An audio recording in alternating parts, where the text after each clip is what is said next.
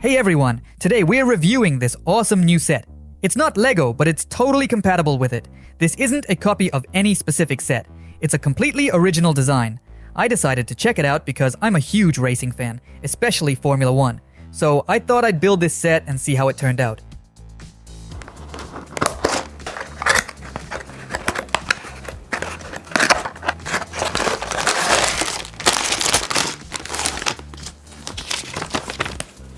The stickers are pretty good quality,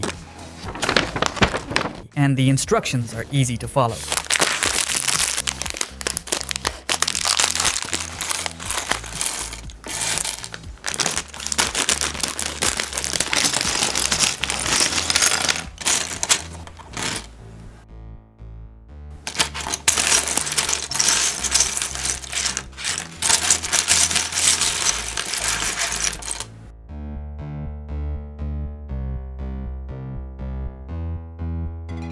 Alright, let's get this build started. I'm going to set aside the minifigure for now.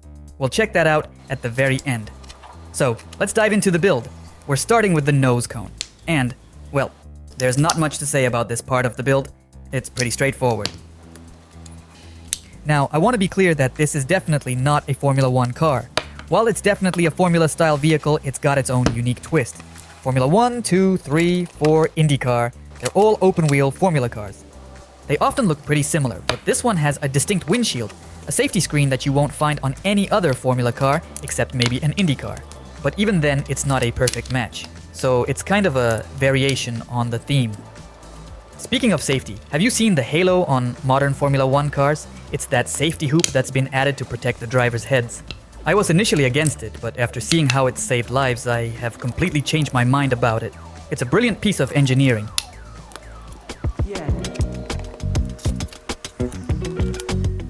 And here my cat came to help a little bit. By the way, did you hear that McLaren set a new Formula 1 pit stop record? They managed to change all 4 tires in just 1.8 seconds.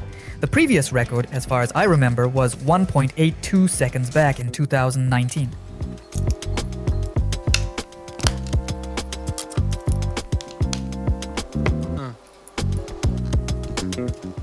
These cars are incredibly fast.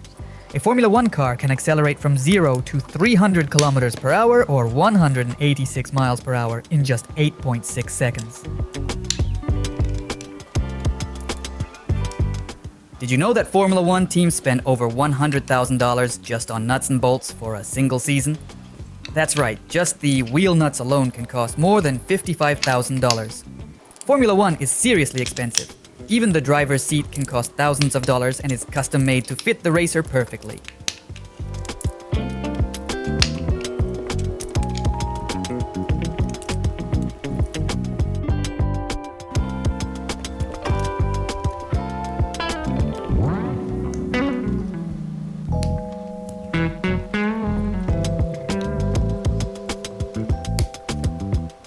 Did you know that Formula 1 drivers lose an average of 3 kilograms during a race?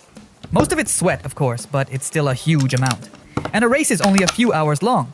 In fact, since 2021, the maximum race duration has been 3 hours.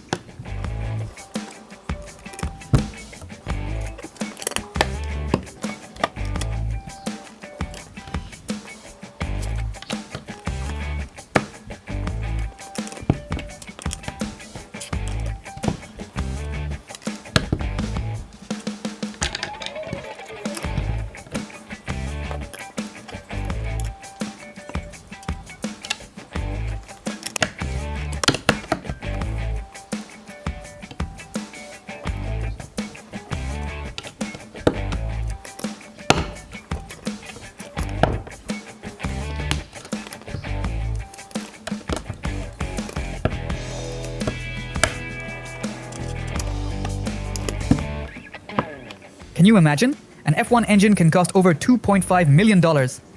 And the front suspension? That's a cool $90,000.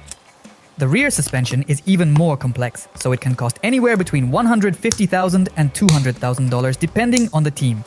The gearbox itself starts at $500,000. The front wing, over $100,000. Same goes for the rear wing and rear spoiler. Actually, I'm building the rear wing right now, and as I mentioned, it's worth a cool 100 grand. It's kind of funny that with all these insanely expensive parts on modern F1 cars, the life-saving Halo system only costs about $6,000.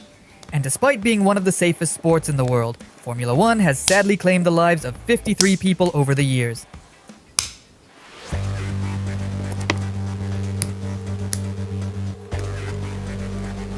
Alright, so our rear spoiler is designed to have a bit of movement, which will help adjust the downforce. It's a cool little active aero element. Real Formula One cars have something called DRS that reduces drag on the rear wing. This set seems to have its own version of active aerodynamics. By the way, I mentioned earlier that this car, while Formula style, is more like an Indy car than a Formula One car. Let me know in the comments what class you think this set would fall into.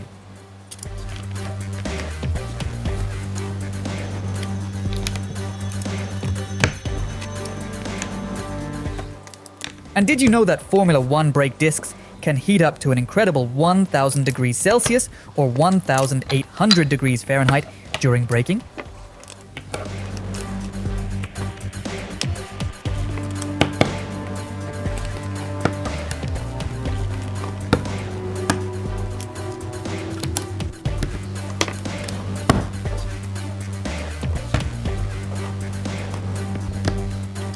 Okay, let's finish up the front end along with the spoiler.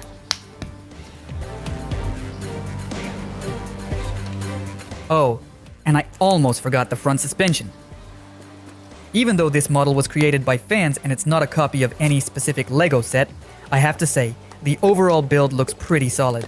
I'm usually not impressed with the quality of fan-made Lego compatible sets, but this one actually looks like a real race car.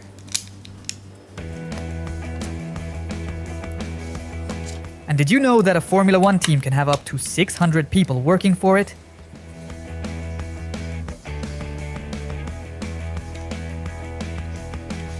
Let's put on the wheels. The tires have this crazy off-road tread pattern. I don't like it.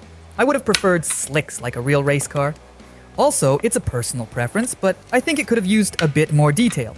I wish the designers had added some more technical features or design elements, but it seems like they took the easy way out. It's all very simple, but hey, at least it's fun to play with.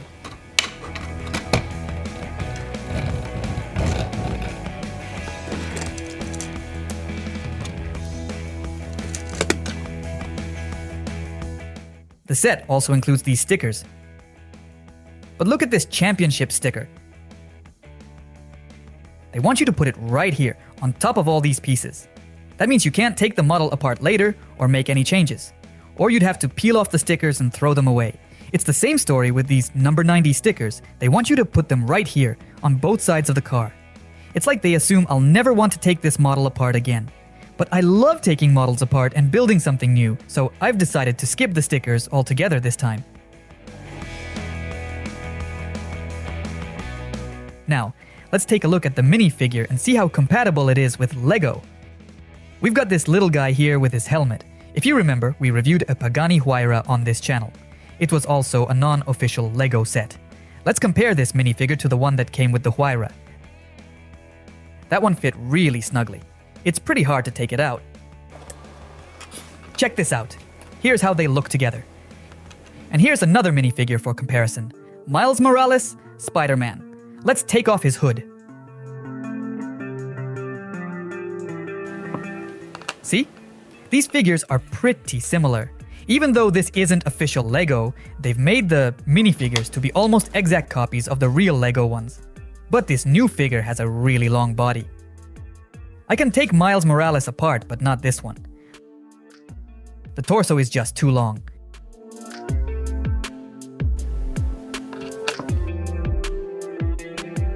And look at the head on this figure. It's kind of square. It turns a bit stiffly, but you can take it off, unlike the torso.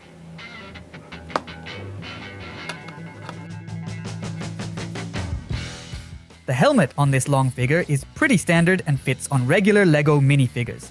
And of course, a regular Lego helmet fits on this figure too.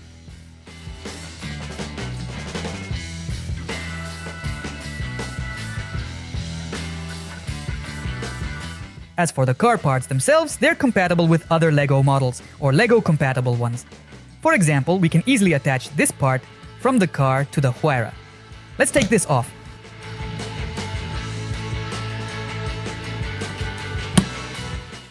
Now let's put our minifigure in the car and check out the final result.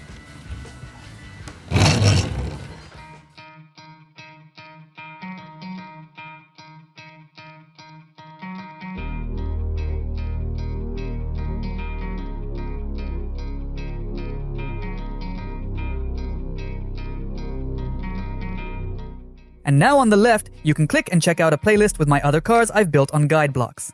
And on the right, YouTube has picked out a video based on your preferences. Be sure to subscribe to the channel, give the video a like, and leave a comment, no matter how small. It really helps the channel. Thank you so much. See you in the next video soon. Bye.